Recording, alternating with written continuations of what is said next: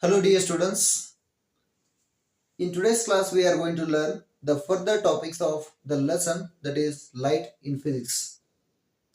In the previous class we already studied about the ray diagrams, how to draw the ray diagrams for images formed by concave mirror and convex mirror, and uses of concave mirror and convex mirror we learnt, as well as we also studied the sign conventions used for the mirrors. We have finished all these things, right? And in today's class, we are going to learn about one more topic, that is what is refraction of light. Let us try to understand what is refraction first. The concept is very much simple here. First, when you take a glass of water, just you keep a lemon inside, it looks bigger in size than its normal size, right? This is one phenomenon as we can see. Next, if you come to know, if you have kept a glass slab on printed matter, that printed matter appears to be raised to certain height of that glass slab. Means it looks little at upper level or higher level. We can observe this also. And if you observe the bottom of tank, if the water is present in the tank, then the bottom of the tank appears to be raised to certain height. Means water level doesn't look as usual there. Means exact depth we cannot understand, because what happens, we think the level of water is less there, but it is more depth.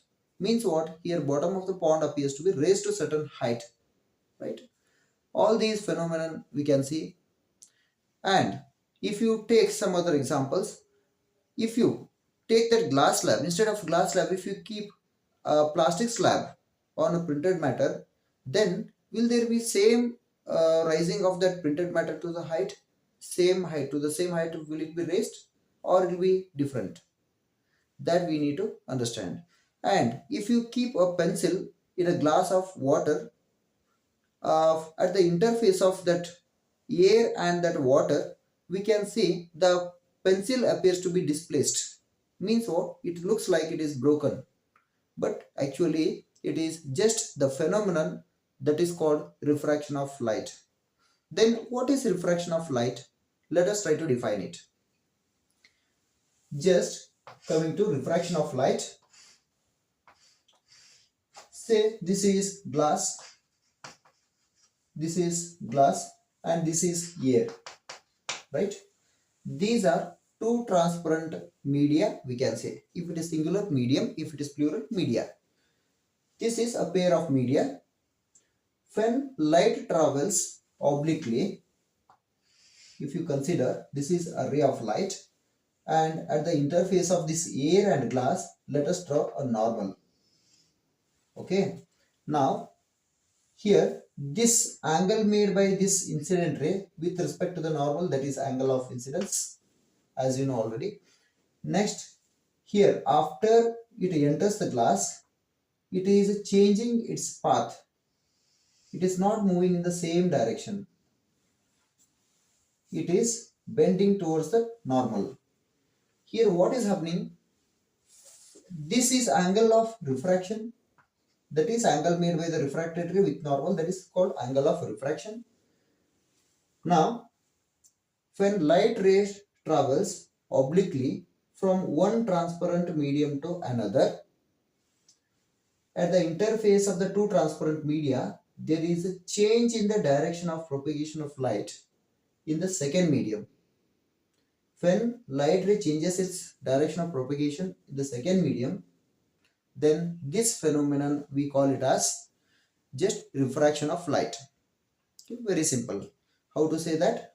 When light travels obliquely from one transparent medium to another, there is a change in the direction of propagation of light in the second medium. This phenomenon we call it refraction of light. Very simple, very clear, right? Now let us try to understand this refraction of light.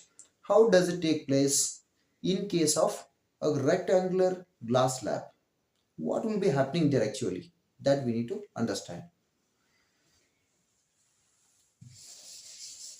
Let us take, that is refraction through a rectangular glass slab. This is a rectangular glass slab. Let us consider. Let us name this as A, B, C and D. A, B, C, D. Okay, these all the four corners, they are just named. Now let us take a ray of light. It is incident on this rectangular glass slab. This is glass slab and this is glass, medium of glass it is. This is air. Here also air, right? Now this is incident ray. Now at this point, let us draw a normal. Let this be n dash. This is a normal. This is angle of incidence. This is angle of incidence. That is angle made by incident ray with normal. Now it is not traveling the same direction. It is just changing its path. Let this point of incidence, this be O. This is interface AB. What type of interface? It is air glass interface we can call. That is AB. And this O is the point of incidence. This is angle of refraction, right? Now what is happening when you take this as EF? This is light ray EF. When light ray EF, when it is incident on the surface AB, that is interface AB, it is making an angle with normal, that is this ray of light bending towards the normal. Here when this light ray enters from air to glass, inside the glass the light ray is bending towards the normal. Now this is called what? Refracted ray. This here O, and let us take this as O dash. At this interface the point of incidence be O dash. Then this ray O dash is called refracted ray. Let us draw a normal at this point. We will call this as M dash, this normal.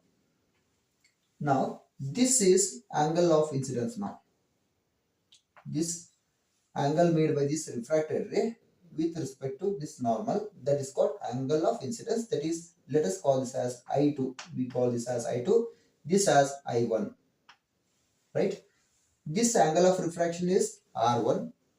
Now this should also undergo refraction. When it passes from glass to air, it is bending away from the normal. Here in the beginning, this light ray is bending towards the normal because there is change in the direction of propagation of light in glass due to change in the speed of light. That we are going to study later in detail. Now what is happening here? This light ray, it is bending from glass to air. When it enters, here speed of light increases. As a result, it is bending away from the normal. Let us call this as angle of refraction, that is R2. That is R2. This is this ray, that is EF we have called. Let us call this as GH. Let us call this as GH. Now the ray OH, we can call this as emergent ray. O dash is refracted ray and EF is incident ray. This is angle of incidence at this interface, that is I1. Here this is also angle of incidence at this interface CD or DC we can say. At this it is I2 we are calling, that is angle of incidence, and angle of refraction, that is R2. That is R2, it is angle of refraction. Now the ray, that is OH, is called emergent ray. It is. Now we can observe here, one observation is when light enters from air to glass, inside the glass that light ray is bending towards the normal because there is change in the speed of light. That is, speed of light reduces in the glass. Because of that, it is bending towards the normal. Again this becomes incident ray at this interface, that is CD. Now when it is coming out of the glass, it is entering air. Air is rarer medium. This is denser medium. Rarer and dense means rarer and denser medium. We cannot talk in terms of their mass density. Just optically, this is more denser glass than the air. That we need to consider. What is that optical density? We'll discuss it later. Now, what is happening? Since there is increase in the speed of light when it enters from denser medium to rarer medium, this ray of light, it is bending away from the normal. Okay? You need to remember it is bending away from the normal because there is change in the speed. Change in the speed means it is increasing. Speed of light is increasing in air. Now, here, if you extend this ray straight, if you extend this ray straight, then here you can consider this emergent ray and this is the direction of incident ray. Both are parallel to each other, we can say. Okay, these are parallel to each other. This is direction of incident ray, this is direction of emergent ray. Both are parallel to each other. There is little bit parallel shift in the emergent ray. This is just because at the two interface there is equal and opposite bending of light ray. Because air to glass, what it is changing speed of light, the same way it is changing in opposite direction when it enters from glass to air. Because of that, there is parallel shift in the emergent ray with respect to the direction of incident ray. This is just how does the refraction takes place in a rectangular glass slab. Very simple it is. Just if you understand the concept, you can just explain on your own. This can be asked for 3 to 4 marks to explain in detail, right? Next, let us come to know about the next. Here, based on this, we are going to derive two laws of refraction again here. In case of reflection, we have studied two laws, right? In the same way, related to refraction also, we are going to learn two laws. Which are there? Here, if you consider, this is incident ray, this is angle of incidence, right? And this is refracted ray, and this is normal, as you know. So, the first law of refraction, it says, that is the incident ray, the refracted ray, and normal to the interface of two transparent media, that is air and glass. They are two transparent media. Okay, at the point of incidence, all lie in the same plane. Means they all are coming in the same plane. For example, I have told you this one in the previous class. These are in the same plane. If one is out, then they are not said to be in same plane, right? So what we can say here, that is incident ray, the refracted ray, and normal to the interface of two transparent media at the point of incidence all lie in the same plane. This is first law of refraction, right? Now, what does the second law of refraction say then? The second law of refraction says the ratio of sine of angle of incidence to the sine of angle of refraction is a constant. The ratio of sine of angle of incidence to the sine of angle of refraction is a constant for the light of given color and for the given pair of media. Let the pair of media whatever be, water or glass, air or glass, whatever it is, that is given pair of media. And the light of given color means if it is red light, that is one color, blue light another color. For them, refraction will be different for different colors. So we are considering here, that is the ratio of sine of angle of incidence to the sine of angle of refraction is a constant for the light of given color and for the given pair of media. This is called Snell's law of refraction. We call this as Snell's law of refraction, and this Snell's law of refraction is true to the angle of incidence which is greater than 0 and less than 90 degree. Means what? Here the incident ray should be oblique to the interface here. If it is incident normally, what may happen then?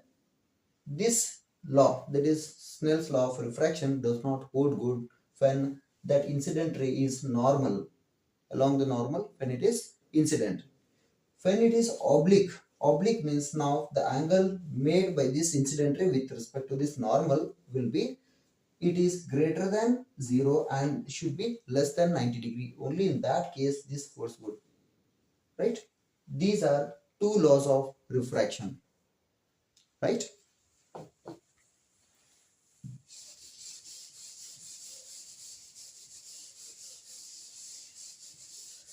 Yes. Next we are going to learn one more important topic which is related to this refraction of light. What is that? That is refractive index. What is refractive index then? Here we defined in second law of refraction, that is sin I upon sin R. Here I is angle of incidence, R is angle of refraction. If I is angle of incidence, R is angle of refraction, then this ratio of sin of angle of incidence to the sin of angle of refraction is a constant, we are saying, right?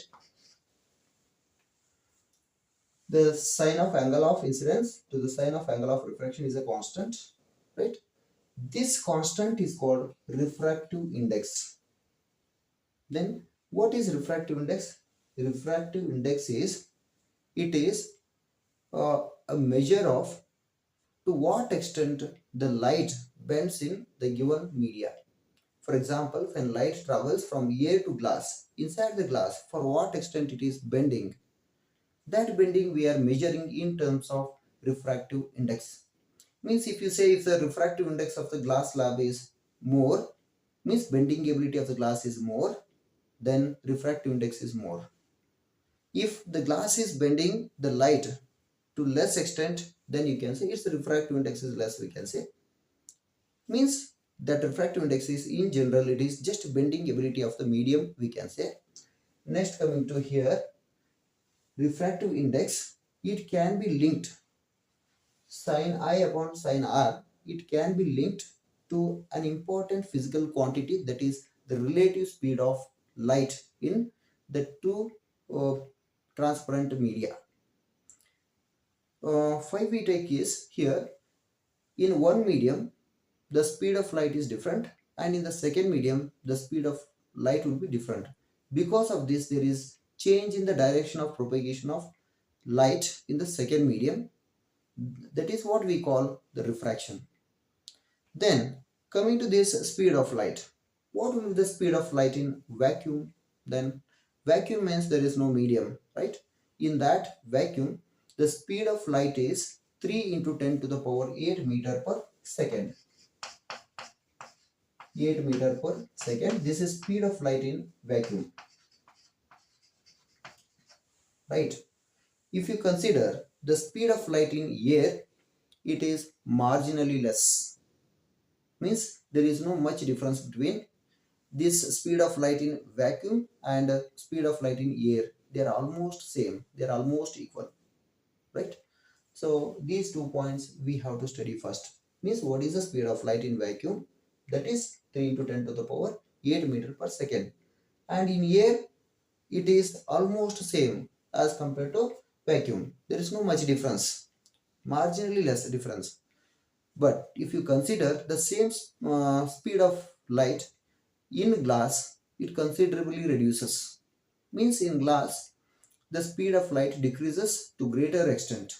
We have to consider for that level it changes. Now, in this refractive index, we are going to learn uh, that is absolute refractive index, relative refractive index, and the refractive index of the medium. These 3 points we have to learn here. Then let us come to know about first, what is relative refractive index first. Relative refractive index is very much simple. You are just comparing uh, the speed of light relatively with two transparent media. For example, if the light is traveling from air to glass, okay, see here, if the light is traveling from air to glass, for what extent it is bending, you are just checking it. Let the this one, this is refracted ray, this is incident ray, angle of incidence, this is angle of refraction, right? Now let this be medium 1, and let this be medium 2. Medium 2, glass is medium 2, air is medium 1, will call, right? Now if the speed of light in air is phi1, if we let us take it as phi1 is the speed of light in air. If the speed of light in glass is phi2, it is just phi2, we'll take it as phi2. Then the refractive index of the two media, how it is taken? Just it is taken as relative refractive index, that is n to 1. If you take like this, you can say the speed of light, in medium 1, speed of light in medium 1 divided by the speed of light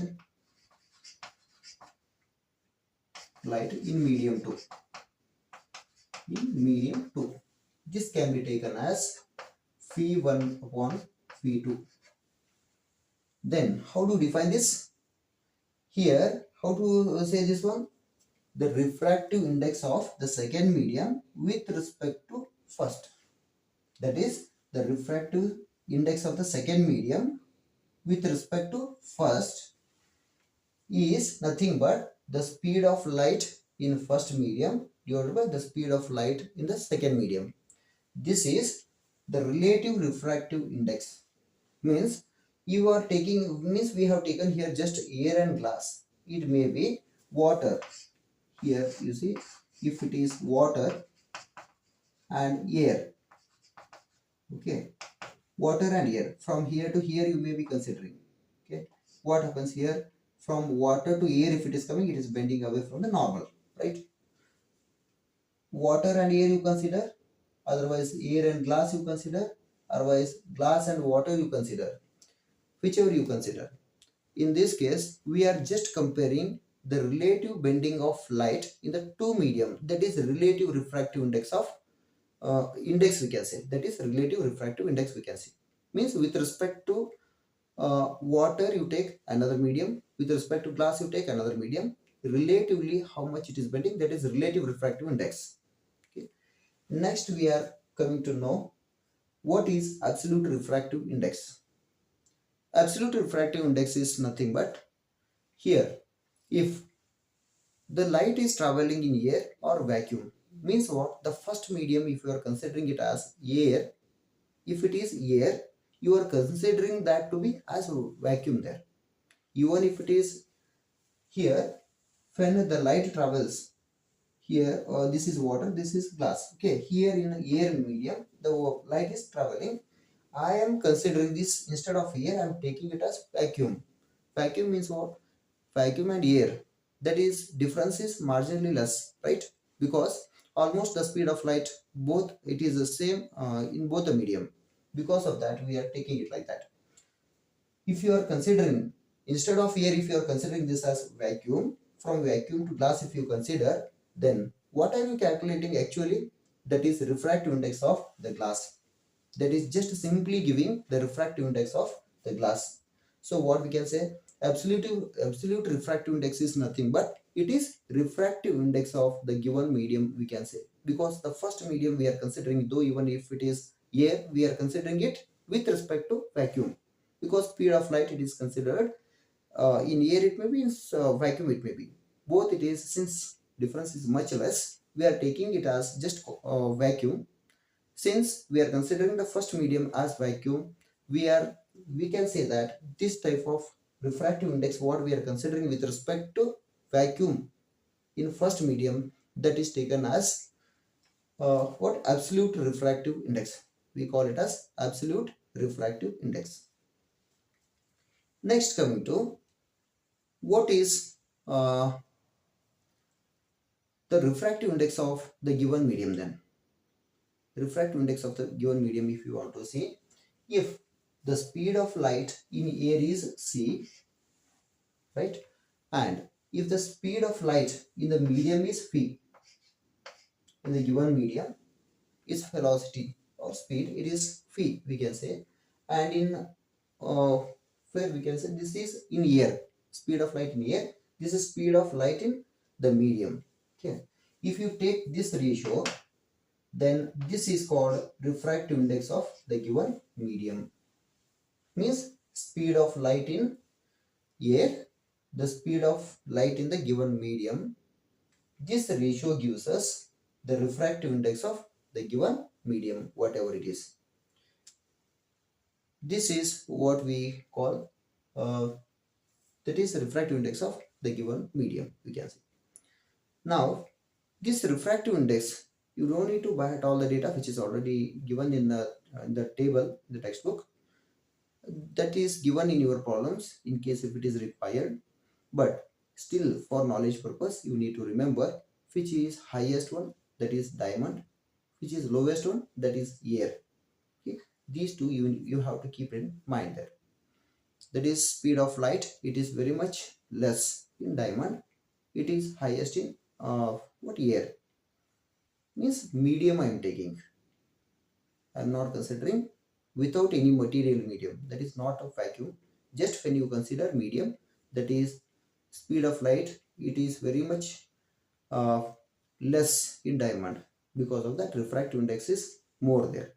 Okay, so the speed of light and refractive index, they are related to each other. How they are related? If greater the refractive index of the given medium, lower will be the speed. Means there is very much decrease in the speed of light in that medium. Next comes we can say that a medium, if it is optically denser or optically rarer. How to consider? If you take kerosene and water, kerosene is optically denser than the water. But when you consider their mass density, by mass, water has more density than the kerosene. Means what? We cannot consider based on their mass density. Optically denser means if the speed of light is reducing much in that given medium, that is said to be optically more denser than the other.